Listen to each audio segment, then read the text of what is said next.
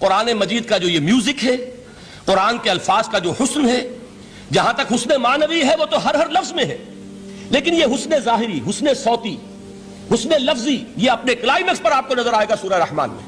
اس کی 4 آیات پر ذرا توجہ کریں گے، عجیب حقائق سامنے آئیں گے۔ جہاں یہ قرآن مجید کے حسن صوت اور حسن لفظی کی معراج ہے، وہیں اس کی پہلی 4 آیات میں 4 چوٹی کی چیزوں کا ذکر ہے، سب سے اونچی چیزیں۔ پہلی آیت کیا ہے؟ الرحمن۔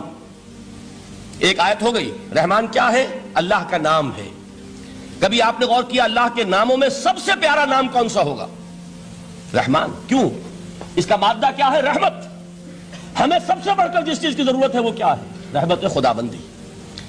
نام اچھی طرح سن لیجئے اس حضور کے قول کو۔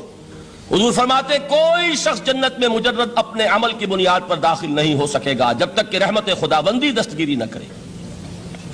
کسی صحابی نے بڑی ہمت اور جرأت کا ثبوت دیا کہ پوچھ لیا کیا حضور آپ بھی؟ جب آپ نے فرمایا کوئی شخص داخل نہیں ہو سکتا جنت میں محض اپنے عمل کی بنیاد پر جب تک کہ رحمت خداوندی جو ہے وہ دستگیری نہ فرمائے۔ پوچھا گیا کیا آپ بھی؟ آپ نے فرمایا ہاں میں بھی۔ آپ اندازہ کیجئے کہ اگر محمد الرسول اللہ بھی رحمت خداوندی کے ضرورت مند ہوں تو تاب دیگراں چہ رسد، ہماری تو سب سے بڑی ضرورت رحمت خداوندی ہے۔ اب یہ رحمت جو ہے قرآن مجید میں اللہ تعالیٰ کی یہ شان 2 الفاظ کے ذریعے سے آتی ہے، رحیم اور رحمان۔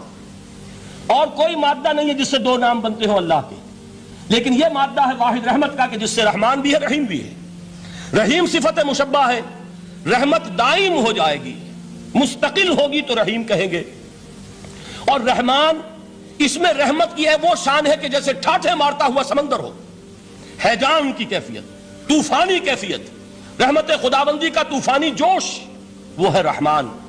تو یہ اللہ تعالیٰ کے ناموں میں سب سے پیارا نام۔ اب آگے چلیے، الرحمن علم القرآن۔ رحمان نے قرآن سکھایا۔ رحمت خداوندی کا سب سے بڑا مظہر، رحمان کی رحمانیت کا سب سے بڑا مظہر قرآن ہے۔ ان میں جو منطقی ربط ہے اس کو سمجھتے جائیے۔ اچھا آپ یہ سوچئے، جو علم بھی انسان کو حاصل ہوا وہ کس نے دیا؟ اللہ نے۔ سائنس کا علم کس نے دیا؟ اللہ نے۔ علم آدم الاسماء کلہا، وہ علم الاسماء جو حضرت آدم کو دے دیا گیا تھا ازل میں، یہ اسی کا ظہور ہے، یہ اسی کی ایکسفولیشن ہے جو ہو رہی ہے اور ہوتی رہے گی ابھی۔ اور دوسرے علم ہے وہ کس نے دیے؟ اللہ نے دیے۔ لا یحیطون بشیء من علمہ الا بما شاء، مخلوق میں سے کوئی اللہ کے علم میں سے کسی شے کا احاطہ نہیں کر سکتا مگر وہ جتنا اللہ دینا چاہے۔ لیکن یہ کہ تمام علوم میں چوٹی کا علم قرآن۔ نوٹ کرتے جائیے، اب چوٹی کی چیزیں جمع کیجئے۔ اللہ کے ناموں میں چوٹی کا نام رحمان۔ اللہ نے جو کچھ انسان کو سکھایا اس میں چوٹی کا علم قرآن۔ خلق الانسان، انسان کو پیدا فرمایا۔ سوال یہ کہ حیوانات کو کس نے پیدا فرمایا؟ آسمان کس نے پیدا کیے؟ زمین کس نے پیدا کی؟ فرشتے کس نے پیدا کیے؟ کیا مطلب خلق الانسان؟ اس کی تمام مخلوقات میں اس کا کلائمیکس، اس کی تخلیق کی معراج، اس کے تخلیق کا نقطہ عروج انسان ہے۔ یہ ہے کہ جو مسجود ملائک بنا ہے۔ وَلَقَدْ كَرَّمْنَا بَنِي آدَمَ وَحَمَلْنَاهُمْ فِي الْبَرِّ وَالْبَحْرِ وَرَزَقْنَاهُمْ مِنَ الطَّيِّبَاتِ وَفَضَّلْنَاهُمْ عَلَى كَثِيرٍ مِّمَّنْ خَلَقْنَا تَفْضِيلًا۔ تو تخلیق میں سب سے اونچی تخلیق انسان کی، علموں میں سب سے اونچا علم قرآن کا، اللہ کے ناموں میں سب سے اونچا نام رحمان۔ اب آئیے چوتھی چیز، علمہ البیان، انسان کو بیان کی صلاحیت عطا فرمائی۔ کیا اور کوئی صلاحیت عطا نہیں کی؟ بینائی کس نے دی؟ اللہ نے۔ اسی طریقے سے سماعت کس نے عطا فرمائی؟ اللہ نے۔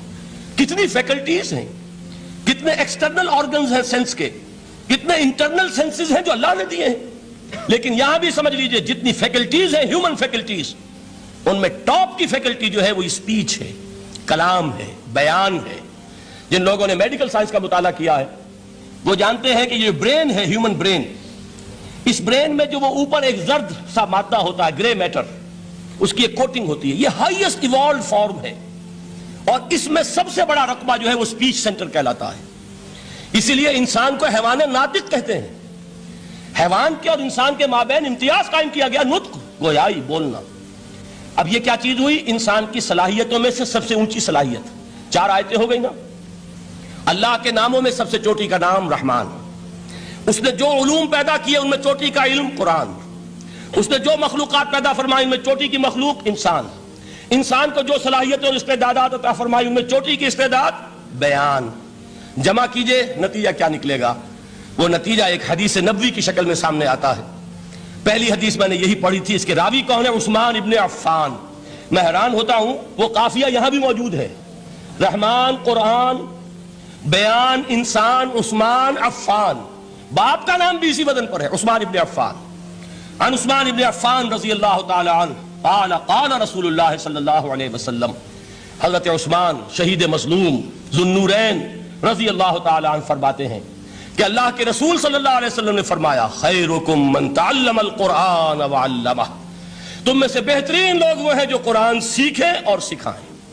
قوت بیان جو تمہاری ٹاپ فیکلٹی ہے، اس کا استعمال کسی گھٹیا کام کے لیے نہیں ہونا چاہیے. دیکھیں اردو میں محاورہ ہے کہ توپ سے مکھی نہیں ماری جاتی. توپ بنائی گئی ہے کسی بڑی شے کے لیے، مکھی مارنے کے لیے توپ استعمال نہیں ہوتی. یہ قوت بیان جو ہے، جو ٹاپ موسٹ فیکلٹی ہے ہیومن جو فیکلٹیز ہیں ان میں سے، اس کا استعمال بھی ٹاپ موسٹ ہونا چاہیے. قرآن کو بیان کرو. وہ جیسے کہ علامہ اقبال نے کہا ہے، بلکہ غالباً ان کے قبر پر آس پاس جو اشعار لکھے ہوئے ان میں سے ایک یہ بھی ہے، اگر یک قطرہ خونداری اگر مشتے پرے داری بیابامن تو آموزم طریق شاہ بازی را. اگر تمہارے اندر ایک قطرہ بھی خون کا ہے اور مٹھی بھر بھی پر اگر اللہ نے دیے ہیں تو میرے پاس آؤ کہ میں تمہیں شاہبازی کے طریقے سکھاؤں. اسی طرح جان لیجئے اگر اللہ نے قوت گویائی عطا فرمائی، اگر اللہ نے تمہیں حیوان ناطق بنایا، اگر اللہ تعالیٰ نے تمہیں یہ صلاحیت عطا فرمائی، اس صلاحیت کا مصرف دنیا کو نہ بناؤ، اس صلاحیت کا مصرف اللہ کے کلام کو پھیلانے پر اس کو صرف کرو. خیرکم من تعلم القرآن وعلمہ. خیر جب لفظ آتا ہے بغیر من کے، ورنہ تو آتا خیر من ہو تو یہ ہوگی کمپیریٹیو جو ایک ایڈجیکٹیو جو ہوتی ہے، لیکن یہ سپرلیٹیو ڈگری ہے جب بغیر من کے ہوگا. خیرکم دی بیسٹ امنگسٹ یو، جو تم میں بہترین لوگ ہیں وہ کون ہیں؟ من تعلم القرآن وعلمہ، جو قرآن سیکھیں اور سکھائیں، قرآن پڑھیں اور اسے بیان کریں.